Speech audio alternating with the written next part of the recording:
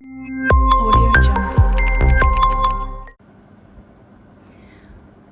वो हर cooking oil इस्तेमाल कर सकते हैं जिसकी एक्सट्रैक्शन में केमिकल्स और हाई टेम्परेचर का इस्तेमाल ना किया गया हो, और ऐसे ऑयल्स को फिल्टर्ड वर्जन ऑफ ऑयल्स या कोल्ड प्रेस्ड ऑयल्स कहा जाता है।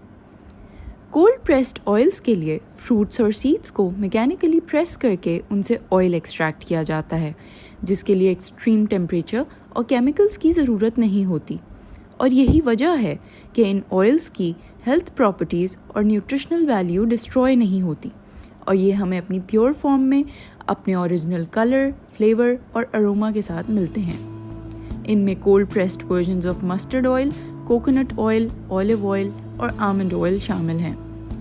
स्मोकिंग पॉइंट ज़्यादा होने की वजह से ये सब ऑयल्स हाई हीट पे भी बहुत स्टेबल होते हैं और पाकिस्तानी खाने बनाने के लिए बहुत सूटेबल हैं। हम पहले भी इन्हीं ऑयल्स का इस्तेमाल करते थे, लेकिन फॉल्स हेल्थ क्लेम्स और फॉल्स मार्केटिंग क्लेम्स ने हमें इतना मिसगाइड किया कि हम कम्प्लीटली रिफाइंड वेजिटेबल ऑयल्स पे शिफ्ट कर गए। सरसों के तेल से तो हम सब वाकिफ़ हैं। आज भी हमारे घरों में सरसों के तेल में अचार डाला जाता है, और सर्दियों में सरसों का साग और मकई की रोटी हम सब का पसंदीदा खाना है। मस्टर्ड ऑयल में एरूसिक एसिड प्रेजेंट होने की वजह से रिफाइंड वेजिटेबल ऑयल कंपनीज ने मस्टर्ड ऑयल को टारगेट किया। 1970 में लेबोरेटरी रैट्स पे एक स्टडी की गई जिसमें उनको मस्टर्ड ऑयल की हाई डोजेस से ट्रीट किया गया, और ये प्रूव किया गया कि मस्टर्ड ऑयल की वजह से रैट्स में हार्ट प्रॉब्लम्स क्रिएट हुई। आज तक कोई भी रिसर्च ये प्रूव नहीं कर सकी कि मस्टर्ड ऑयल इंसानों के लिए नुकसानदेह है। इनफैक्ट रिसर्च से ये बात प्रूव हो चुकी है कि मस्टर्ड ऑयल में ओमेगा 3 और ओमेगा 6 फैटी एसिड्स की बहुत बैलेंस्ड रेशियो होती है, जो कि हमारी हार्ट हेल्थ के लिए बहुत बेनिफिशियल है और हमारी बॉडी को इन्फ्लेमेशन से बचाती है।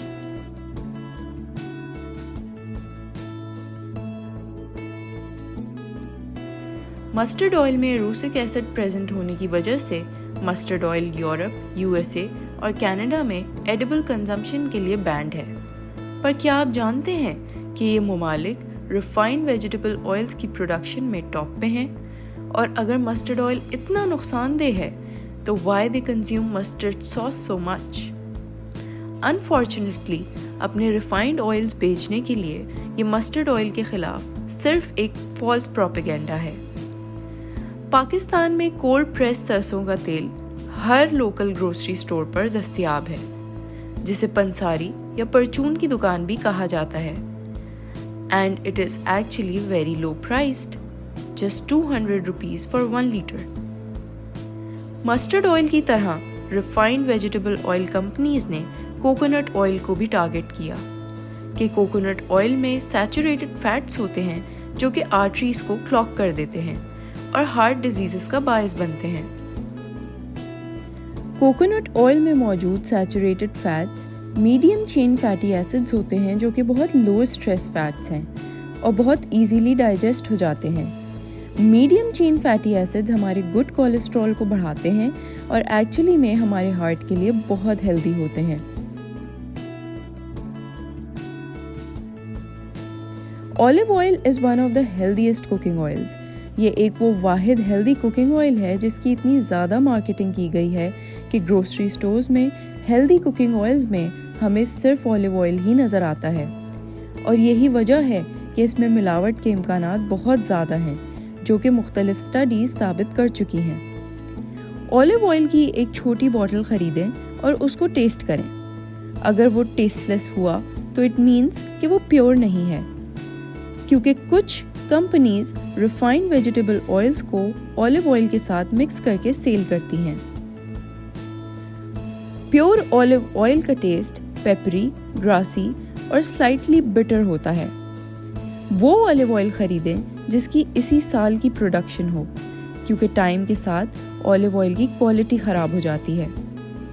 ऑलिव ऑयल हमेशा शीशे की डार्क बॉटल्स में खरीदिए, क्योंकि क्लियर ग्लास और प्लास्टिक ऑलिव ऑयल के प्योर ना होने की इंडिकेशन है। ग्रोसरी स्टोर्स पे अगर ऑलिव ऑयल डायरेक्ट लाइट या हीट के पास रखा हो तो उसको मत खरीदें, क्योंकि ऑलिव ऑयल हीट, लाइट और एयर से बहुत सेंसिटिव होता है और इनकी मौजूदगी में क्लोज बॉटल्स में होने के बावजूद भी बहुत जल्दी ख़राब हो जाता है। ऑलिव ऑयल की बॉटल खोलने के बाद उसको 2 से 3 माह तक इस्तेमाल कर लें, इसलिए हमेशा छोटी बॉटल्स ख़रीदें। लाइट ऑलिव ऑयल और पोमेस ऑलिव ऑयल मत इस्तेमाल करें क्योंकि ये लो क्वालिटी ऑलिव ऑयल्स हैं। लाइट ऑलिव ऑयल का मतलब लो इन कैलोरीज और फैट्स नहीं, बल्कि लो इन क्वालिटी है। जैसा कि आमंड ऑयल बहुत एक्सपेंसिव है, तो I will not recommend it for daily cooking.